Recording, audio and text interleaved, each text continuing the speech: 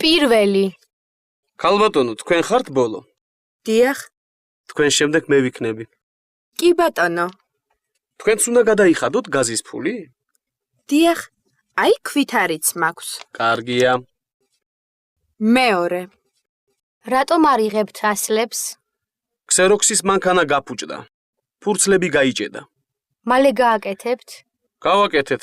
გადავიღეთ 2 ფურცელი და შემდეგ ისევ გაიჭედა. დღეს ცუდი დღეა. ასლები ვერ გადავიღე. ლიფტში გავიჭედე. მოკლედ, ხვალ მოვალ. კი ბატონო. მესამე.